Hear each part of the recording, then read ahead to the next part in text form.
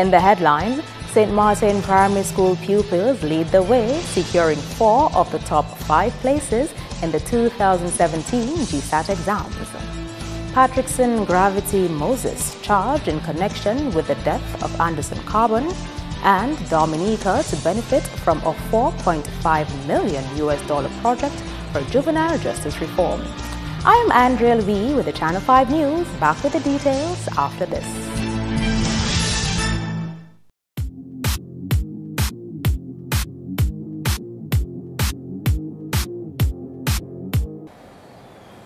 Thank you for staying with us. The lead story this news time in education, St. Martin Primary School pupils have dominated the 2017 GSAT results. 4 of the 5 top performers come from grade 6-1 of the St. Martin Primary School. It's not just the 4 pupils. On a whole, the class, the children, they were determined. They did their best. And most importantly, I do have to say that we do have a principal that is like a slave driver, Mrs. Morrow, and she expects the best from us, and so we have to produce that. Topping the exams was 12-year-old Adiola Xavier, who hopes to become an engineer. She also plans on attending the convent high school in September. Well, it feels exciting. I'm a little bit overwhelmed, but I'm just thankful that I even got a scholarship. Did you ever expect to do so well? Well, yes, but I didn't think I'll do that well. What was it like preparing for the exam? It wasn't so hard, but they did push me a lot. And at those moments, I didn't think it would do that much, but now I see that that was all for a reason, so I want to thank everyone who helped me. Adiola's parents were elated that their daughter placed first in the island. That's amazing. It just feels extremely wonderful, and we thank God, you know, for all the teachers and everyone who contributed towards her success over the years. I mean, Adiola has been a dedicated student from day one. Adiola has never gotten an average below 95 from the time she started primary school. So, I mean, I expected her to do very well, but the Island Scholar, that's just the icing on the cake of her achievements. At this moment, I'm very overwhelmed. I mean, Adiola has always been the student to achieve great things. And sometimes, as the mother, I'm also a teacher. I had to push her because, you know, she could get a little laid back every now and then, and I had to continue pushing her. But it is such a wonderful feeling. I'm so proud of her, and I thank God. Third on the list of top 5 performers was 11-year-old Nyla Alexis, who would like to attend the convent high school in September. I feel really elated and ecstatic. What was the preparation like going into the grade 6 assessment? It was a bit of a struggle, but in the end, it was worthwhile. What are your plans for high school and beyond? Well, I hope to make it to convent high. What do you want to be when you grow up? I would like to be a marine biologist. Nyla's parents are happy with her achievement and acknowledge that it came with hard work. It was a surprise and not a surprise. Because, okay, at one time we were saying she might get the Island Scholar, but at the same time we weren't too over-enthusiastic, so we were saying between 1 and 10, right? So it's like we were between there. But she coming out third, we are elated, we are happy, and we are very, very proud of her because we know that she worked for it. What we noticed about her is that she read a lot, and she's been reading from early. And I must say thanks to St. Martin's School and the teachers. But one thing that we noticed, because there are children that would read, but they cannot comprehend. And the thing about her, she could read and she could comprehend. That is what she had going for her. She was always reading. Sometimes we have to tell her, hey, take a break. You know, but she made us proud today. Fourth place was 12-year-old Corel Joseph, who wants to be a pediatrician when she grows up. I feel excited and really shocked at the same time. Why are you shocked? You didn't think you would do well? Why not? I don't know. I was just really nervous and anxious. Okay, so what was it like getting ready for the exams? It was really hard. I had to work a lot and study a lot too. Okay. Okay, and now the results have shown themselves. What are your plans for the future? I plan to work even harder in high school, and I'm really proud of myself. I'm proud of you too. What high school do you want to go to? The convent high school. Nice.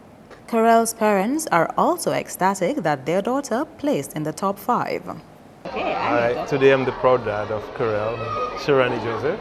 The appreciated start back, it started from grade K, and firstly you must commend the St. Martin's School for a good program that they have in assisting the children through that process. So by the time she got to grade 6, I think in essence we were comfortable, at least she would at least get a scholarship. That is really where we were at. I'm very happy, I'm very elated. I think that all her hard work indeed paid off, and she reaped the results of hard work. As a mother of 3, you always have to juggle between all of them. And with her, I had to stay up with her. We had to do the projects, we had to do the work, we had to do the maths, we had to do everything. And one thing with her, she always listened. So whenever she made an error and I told her it was wrong, she would take my advice, and she was very good at that. And rounding out the top 5 best performers is a 12-year-old Carlissa George, who plans to attend the Portsmouth Secondary School and be a part-time author when she grows up. I feel ecstatic, I feel overwhelmed, I'm very happy. Congratulations again. What was the preparation like for the exam? It was a lot of studying and a lot of hard work and a lot of staying up late hours in preparation, yeah. And when you heard the news, what was your first reaction? My first reaction was, they're lying. I didn't believe it, honestly. Mother of Carlissa, Chief Magistrate Candia Carrett George, says she is very happy with her daughter's performance. Carlissa is a hard worker. She's a very determined child. Last year, her sister did common entrance and she came out number 6. And Carlissa was determined to do better than her. So I told her, Carlissa, the only way you can do better than her is to come out in the top 5. And she said, Mommy, I'm going to do it. And she really pushed herself. And she did it. And I'm just so happy, so grateful to God. While doing well at GSAT is nothing new for the St. Martin Primary School, Principal Bernard Morrow says each year still holds excitement for the children and teachers. Even if it's not new, you work towards something, and when you work towards it, it's new children, so therefore it's new every year to us, and every year it's a new feeling again. So although it happens all the time, we still celebrate with the children. Meantime, the only boy to place among the top 5 in this year's GSAT results is a pupil of the Temple SDA Primary School in Wesley. 11-year-old Dillion Fontaine will be attending the Dominica Seventh-day Adventist Secondary School in the next academic year. Fontaine, who is excited to have placed second, says he has been preparing for quite some time for the Grade 6 National Assessment and also has some words of advice for young boys who will be sitting the exams in the future. For me, preparations were easy because I have been preparing all along. I have been preparing in ways such as reading my books and studying the study guide which the teacher gave us. I want to encourage the other boys to do better in their work. The only way they can do this is by studying, paying attention, and limiting their playtime, especially during class time. In other words, I think they should stay focused. In police news, Patrickson Moses, better known as Gravity, a vagrant who roams the city's streets, has been charged with the death of Anderson Carbon. Police Public Relations Officer Inspector Pelham John Baptist announced on Monday afternoon that 43-year-old Patrickson Moses of Kingshill was charged for what he describes as the alleged murder of Anderson Carbon. John Baptist noted that an investigation into the matter was complete. This follows the discovery of Carbon's body on Friday. Head of the Criminal Investigations Department, Superintendent Davison Valerie, told the media that Carbon was struck on the head while he slept on the defense wall of the Roseau Bayfront. He said a concrete slab was found near the body. A youth leader who heads an NGO protecting the vulnerable condemned recent attacks on vagrants. Carla Henry of Protecting the Vulnerable Foundation issued a release on Monday lamenting what is described as the lack of respect of human rights. The foundation advocates on behalf of disadvantaged, marginalized and abused people, as well as the elderly, children and people who are mentally and physically challenged. The body of 32-year-old Anderson Cowan of Vertica was discovered on the Roseau Bayfront on Friday. One person is in police custody in relation to the suspected homicide. The foundation notes that this latest incident brings the total number of vagrants killed in 2017 so far to 4. It commends the police for its quick approach in handling the investigations into Cowan's death and trusts that justice will be served in a timely manner. Police Chief Daniel Cowan has disclosed that a 9-month-long investigation into the seizure of firearms and ammunition on the port is in the hands of U.S. law enforcement. Iduna John-Baptist has more. Since the discovery of the weapons in a barrel containing groceries from the U.S. in September 2016, local investigators have been tight-lipped about details such as to which destination in the U.S. the barrel came from and who it was addressed to in Dominica. Cowan was responding to a question by Channel 5 News at Friday's police news conference when he said he was satisfied with the way the United States partnered with the police force on the matter. Investigations with the U.S. have provided them with all the necessary cooperation that I could. And they visited me, I had dialogue with them in my office. And the investigations is well in the hands of the U.S. and they're making tremendous progress with that. What is clear is that the police acted on intelligence in partnership with the U.S. authorities, resulting in the drug squad conducting a search of the barrel on the Woodbridge Bay port in the presence of customs and port officials. Cowan told the media in October that police were questioning people in relation to the incident, but according to him, no one had been arrested. He recently said the U.S. will act on the information they have gathered from local investigators. I can guarantee you, I'm very sure, based on my dialogue with the U.S. and communication with the U.S., that the U.S. is well on their way to ensure that the people who ship the barrel and those who it was intended for in Dominica face justice. The U.S. is going to take a particular course of action in that. They have already initiated a particular course of action in that. 2 adult males tragically lost their lives on Friday after the bike they were riding collided with a Mitsubishi pickup on the Edward Oliver Lipla Highway near Lyndhurst Funeral Home. Riders Marcus Dupy and Kareem Labad, both of Canefield, sustained multiple injuries and were pronounced dead at the Princess Margaret Hospital. Coming up, government to invest $3 million to facilitate writing of CXC exams online.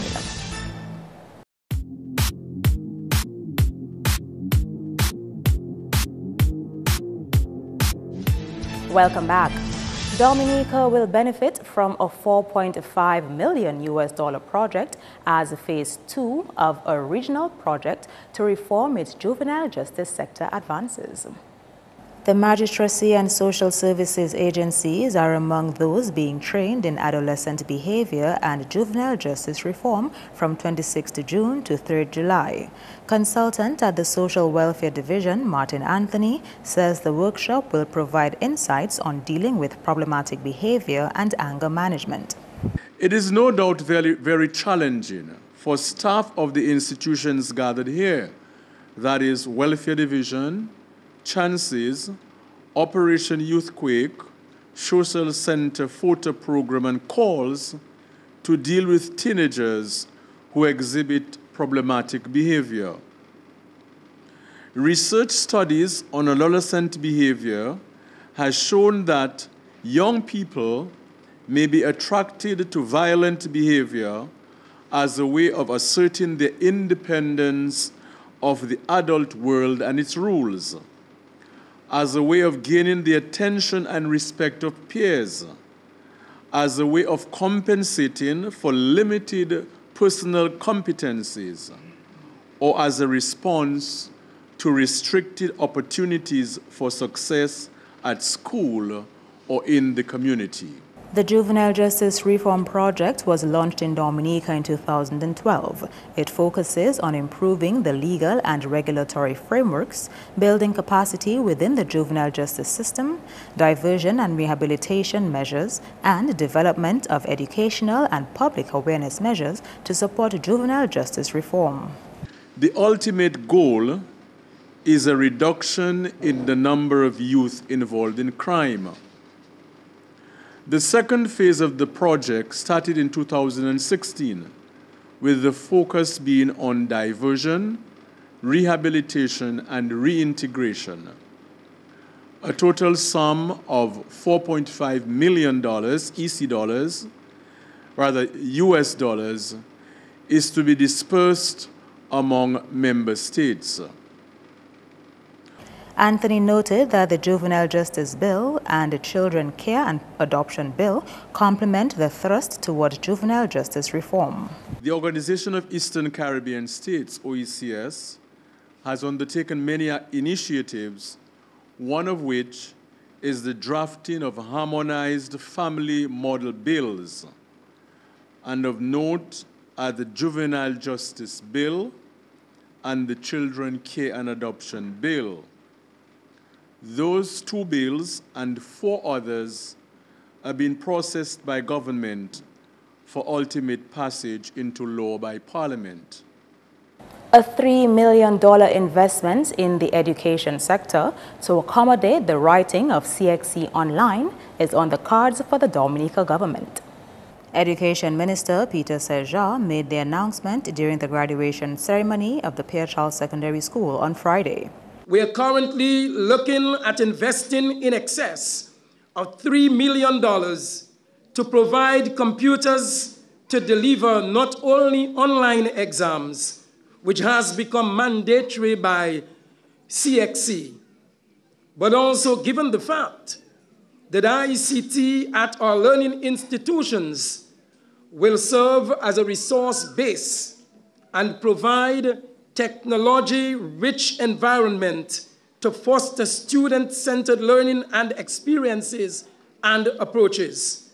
We shall invest in all of our secondary schools, including Pierre Charles, the infrastructure that is needed to deliver. The Education Minister also revealed that there are plans to enhance the teaching of technical drawing in schools and the teaching of subjects online. And I should like to inform that, consistent with this July, my ministry will facilitate a training course at the intermediate and advanced level at 3D modeling for all teachers of technical drawing. Principal, I heard you loud and clear. And so additionally, the ministry is in the process of laying the infrastructural requirements to deliver online teaching, e-teaching, and online learning, e-learning, and e-assessment, which to my mind is the future of education. And the chairman of the Castle Bruce Village Council received a check for $300,000 as government's first contribution to small business development in that constituency. The MP for the area presented the check during a ceremony on the weekend. I want you, my people, to use these funds for its intended purpose and in support of your small businesses, to ensure that you keep your records of your businesses so that the business can continue, because we have given funds in the past and we have not seen the success story coming out of it. So all those who will be benefiting from these funds will be visiting you. The Ministry of Commerce will be visiting you, and in the next 2 days, Ms. Gasper will receive the letters of the names of the recipients, and you'll be able to collect your checks. Thank you. Good Hope will receive $200,000 for small business development. These funds will be made available after this year's budget. That's news. Your sports highlights next with Kenny Williams.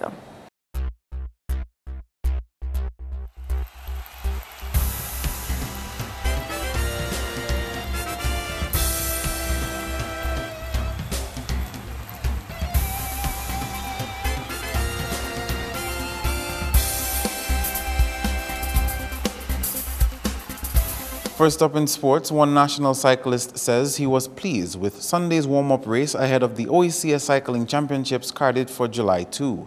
He says it was necessary for assessing the team's capabilities ahead of next week's race. I think this was a necessity, this race, to evaluate our speed and how much we can endure the flat run. It was a challenge because of the rain. I mean, it was a lot more heavier, to ride the bike. My teammate, Daddy Chess, we worked together. I was quite surprised to see the performance by him today. He surprised me. And throughout the race, we was working together, interchanging, as I was talking about earlier. And it was wonderful. Sanderson is optimistic that home advantage could help him finish among the top 10 in the July 2 race. My hopes are high because this is home soil, and I ride this road as much as I can to at least gain the amount of advantages I can get throughout the course. I see myself in the top 10. Hopefully, if I can do well the way I anticipate the race, I can be in the top 5. Our hills are very challenging. So like we challenge ourselves to Layu. And after Layu, St. Joe through Portsmouth is a lot of hill climbs. So this is where you get the test of the real course. Meantime, Public Relations Officer of Dominica Cycling Association, Chester Layton, says the team is going into Sunday's race to give their best representation of Dominica as possible. Most of us are really riding for about 1 year. And in the other countries, cycling has been a big thing for over 50 years. So, it puts us at a great disadvantage, but it's a great opportunity for, one, to host the OECS for the first time in Dominica, and two, to really see exactly where we are. We have absolutely no expectations. So, but we're looking forward to it. We're going to put our best foot forward. We're going to do what we can do. What we're just hoping is for the entire public come on out. It's not like you have to pay. Just come on the side of the road and just cheer our guys. All participants in Sunday's race finished the route from Woodbridge Bay to Layu and back in under an hour. Bram Sanderson finished first on 44 minutes, Cheston Later next on 45 minutes 56 seconds, and Benjamin Daniel third on 51 minutes. In cricket, West Indies went down to India by 105 runs in the second one-day international on Sunday. The visitors lost the toss and was sent in to bat, scoring 310 for the loss of 5 wickets. A. Rahane smashed 103 for India, with captain Virat Kohli out on 87 and Shikhar Dhawan 63. Set an unlikely target of 311 from 43 overs, West Indies were only able to reach 205 for the loss of 6 wickets. Shai Hope was the star batsman for the West Indies side in that match with a contribution of 81. The West Indian batsman with the closest figure to Hope in that game was Ruston Chase, 33 not out. Meantime, West Indies head coach Stuart Law says the bowling department could have been better. We didn't bowl anywhere near as well as we could have done. And that's probably the first time that's happened since I've been here. So you can live with that to a certain extent, but we've got to be better than that with the ball. The way we started, the way we set the tone for our innings wasn't how we wanted to do it. And I think at times our plans probably didn't quite work out. So, as you say, we didn't get bowled out. Some of our boys haven't played a lot of international cricket, so to get some time in the middle against some quality bowlers is good for the confidence. And when we batted, I thought Shai Hope played extremely well. The third one-day international between West Indies and India is carded for Friday at the Sir Vivian Richards Stadium in Antigua. Starting time is 9 a.m. Next up, the 123rd Olympic Day was celebrated Dominican style as a number of sporting disciplines flocked the Bayfront to display their game. The day's event started with the traditional run-walk and was followed by a demonstration of sporting activities by various national sporting associations. The sporting disciplines making representation at the event were track and field, football, basketball, volleyball, fencing, Special Olympics, boxing, tennis, and cycling. The 123rd Olympic Day was celebrated under the theme Move, Learn, and Discover. On the basketball scene, there were wins for Kyrie FM Old School, Detroit Blazers, and Intellico Security Service Raiders in Division 1 games of the 2017 Flow DABA League recently. In the Old School versus Pichelin Sports Club Falcons encounter, we can tell you that Old School escaped with a narrow victory, scoring 86 against Falcons 80. In other matches, Detroit Blazers posted 79 against Lindomart X-Men's 60. Nathan Sebastian and Peter Simon scored 13 points each for Blazers to help the team seal victory. X-Men's Dylan Nichols added 17, Lester Edwards 13, and Jenny Joseph 11. Finally, Raiders finished 40 points ahead to defeat Police Sports Club 83-43. For Raiders, we had Lennon Paul 29 points, Ashton Joseph 11, and Teddy Riviere 10 points. Police Sports Club's Daniel Ormond netted 15 points, and John James 11. Finally, in sports, the sports division continues to prepare for the 2017 Windward Island School Games with a football practice match on Tuesday. The training squad features the Cassim Peltier and Elwin Jean-Louis teams. The Cassim Peltier squad comprised Cassim Peltier, Jovan Geese, Lyndon Joseph, Dylan Benjamin, Errolson John, Dante Moses, Nelson Maximi, Shauna D. Charles, Zion Emmanuel, Kieran Maglo, Ashwan Hill, Usher George, Ali Marie, Omar Philip, Glendon Pierre-Louis, Jamie Parillo, and Nelson Woodman. The Elwin John-Louis team comprise Elwin John-Louis, Jervon Henry, John Gregoire, Jahim Maxim, Andres Joseph, Jarvis Humphreys, Marcellus Boni, Keanu Martin, Nick Anthony, Rion Coffey, Cobin Paul, Jemiah Timothy, Jante Kazimi, Derwin John Baptist, Donald Charles, and Shervon Bellot. The 2017 Windward Island School Games will be held in St. Vincent from July 22 to 29 and involve participation of student athletes under the age of 21 from the Windward Islands.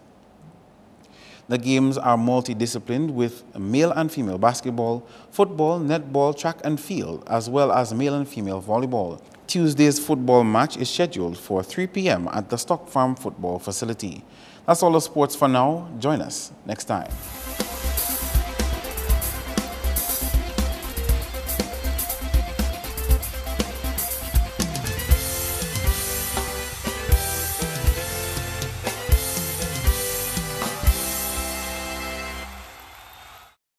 Coming up, the weather report.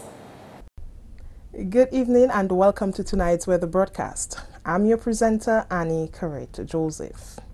The Atlantic high pressure system re-established itself across the area today, resulting in fair to partly cloudy skies.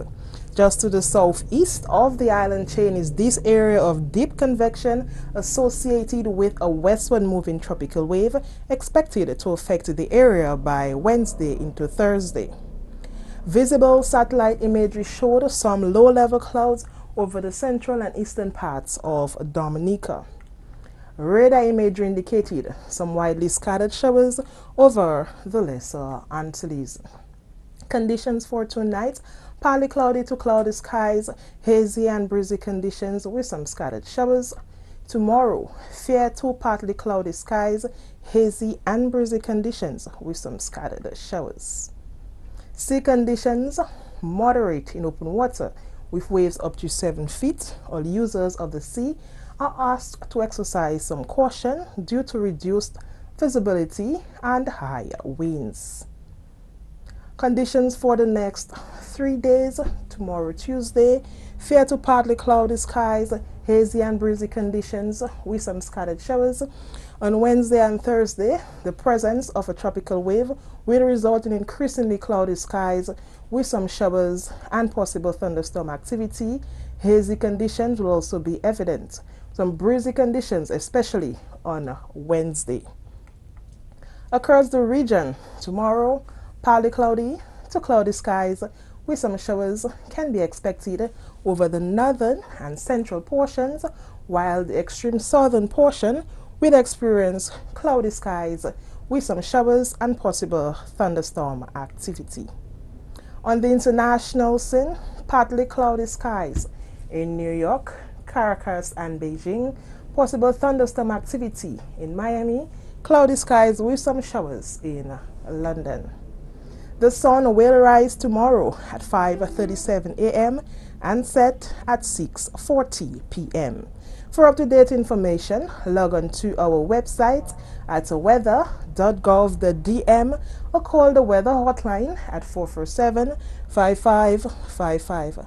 Please remember that we are in the hurricane season, so please keep updated. Thank you. To end the news, the headlines again. St. Martin Primary School pupils lead the way, securing 4 of the top 5 places in the 2017 GSAT exams.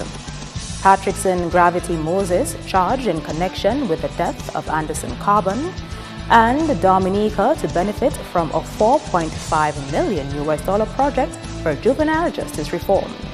Feel free to contact us at news@marpin2k4.com. You can also access our past newscasts on our YouTube channel.